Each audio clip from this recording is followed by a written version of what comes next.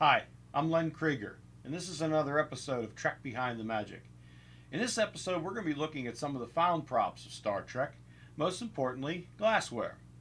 Now, a found prop is an item that is literally found off the store shelf. With some minor modifications, it becomes a high-tech, futuristic prop. So our first found prop has been seen in the hands of men like Chancellor Gowron and General Martok, and it appeared on Star Trek Deep Space Nine's episode The Way of the Warrior, in which a drunken Lieutenant Commander Worf and another Klingon officer were singing Klingon drinking songs. It is the Klingon blood wine bottle.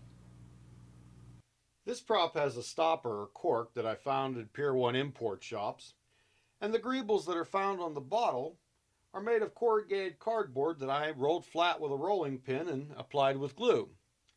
I painted the whole bottle German silver, so I don't recommend that you drink from it.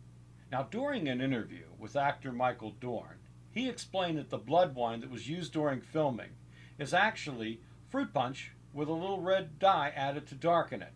And the bottle?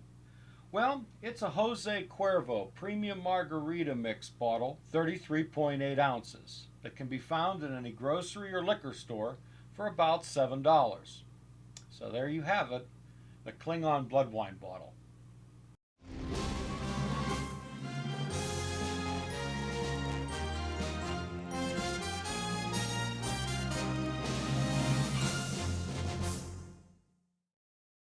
Now this next found prop may not be made of glass, but it did appear on Star Trek Deep Space Nine in episode Soldiers of the Empire and Apocalypse Rising. It is the Klingon blood wine mug. This cup is made from all aluminum, and if you pay close attention when this prop has appeared on Star Trek, you might notice a curious point. The Klingons only drink from their left hand. To do so might expose this prop's true identity. So the prop's markings were covered with a greeble of a Klingon insignia. Now some of you might be asking, what about the Klingon Goptu that first appeared on Star Trek The Next Generation, like this one here? Well, the Goptu can trace its origins all the way back to the 1956 motion picture, The Ten Commandments. Pay very close attention to the Golden Calf celebration scene, and you will see several of the extras holding what was later to become the Klingon Goptu. Now, I think it will come as no surprise to any of you that the Klingon blood wine mug is really a 1-quart aluminum measuring cup that you could find in any kitchen supply store for about $10. Well, there you have it, the Klingon blood wine mug.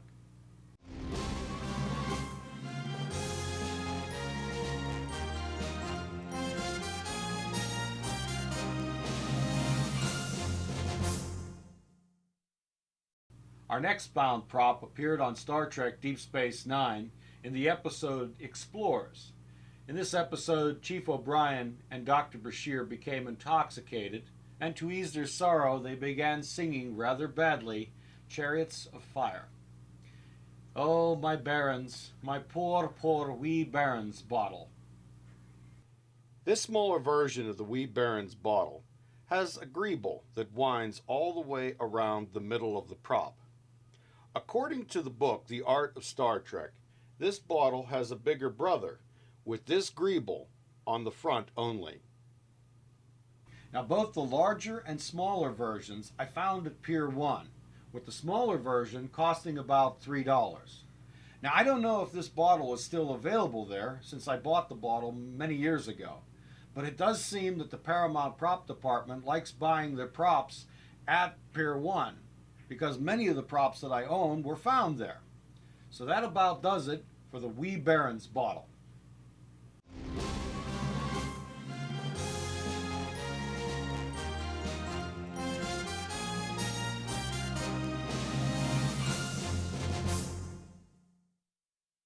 What in blazes is this? That line was delivered by actor James Doohan in his only appearance on Star Trek The Next Generation's episode of Relics, as he downed a glass of synthaholic scotch. And you guessed it, this found prop I found at Pier 1. This glass's overall shape made it very unusual and was seen many times in 10 Forward. This prop shape really does give away what it is truly used for, that it is in fact a votive candle holder. Now this was not the first time that candle holders were used on Star Trek. According to Penny Juday, who is the prop archivist and art department coordinator for Star Trek, she confirmed that the glasses used in Quark's bar were actually long stem candle holders, simply turned upside down. But for now, this is Scotty's Scotch whiskey glass that still can be found at any candle shop for about $10.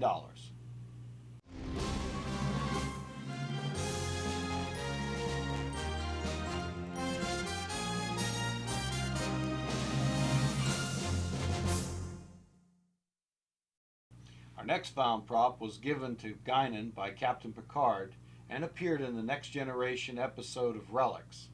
The line delivered by actor Brent Spiner, it is green, is a reference to Scotty's infamous line used in the original series by any other name. Our next found prop is the ALDEBERAN whiskey bottle. The ALDEBERAN whiskey bottle was modified in two ways.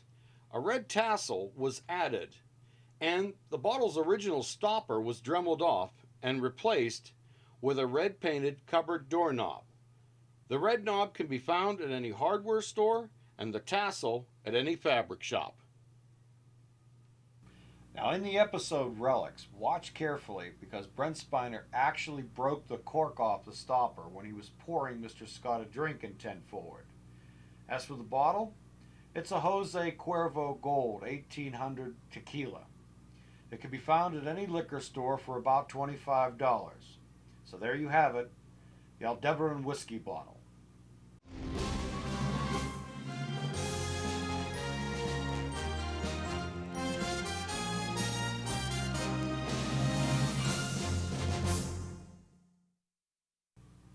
Our next found prop was first seen in 1967 on the original series episode, The Enemy Within. One of my favorite found props, the SAURIAN brandy bottle. In the original series, the leather wrap that was on the bottle is red, as well as the stopper.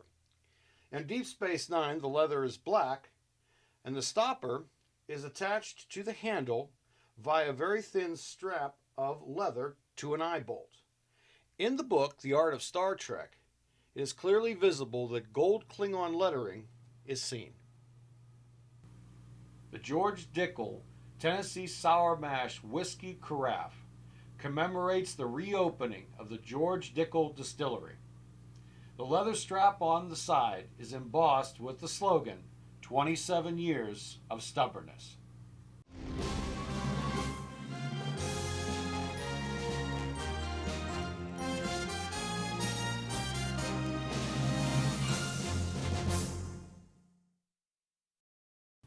Tea, Earl Grey, hot. Our next found prop is exactly what it is, a teacup. This unusual teacup was made by a company called BOTTM. Sadly, while checking BOTTM's website, I found that Picard's teacup is no longer being sold. But you can find it elsewhere online, but be careful of the price.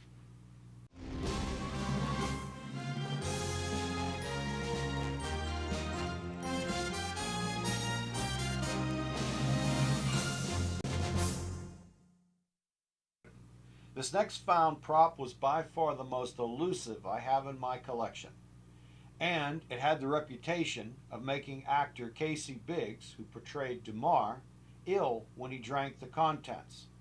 It is the Cardassian Canar bottle.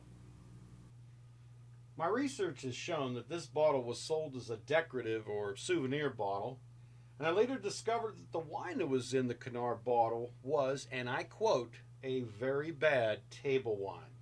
So placing the wine into this decorative bottle was an attempt to compensate for it being a very poor product.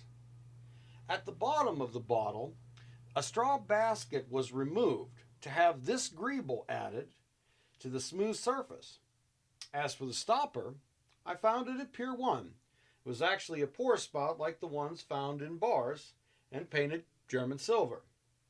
The greebles that I found online were applied here with ribbon and glue. About 2 years ago, I was in Sears and I found the exact same bottle being sold as a household decoration with one very interesting change. The outline of the Canard label was embossed in the glass.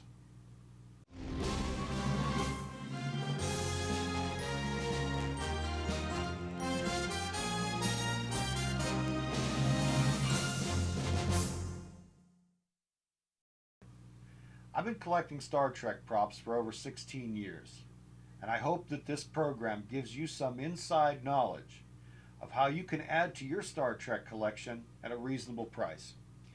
Well, that about wraps it up for this episode of Trek Behind the Magic. Until next time, happy hunting and take care.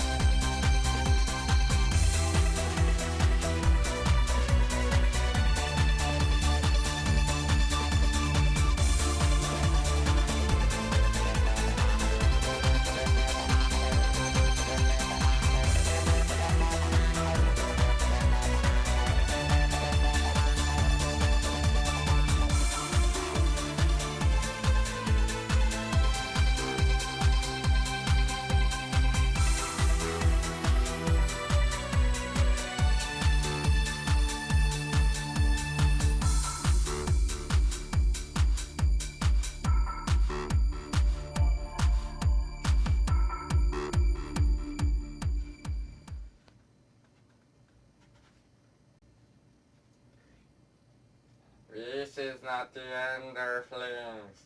We shall be back with more documentary. Spider! Spider! Run for your life, Earthlings! It's a giant arachnid!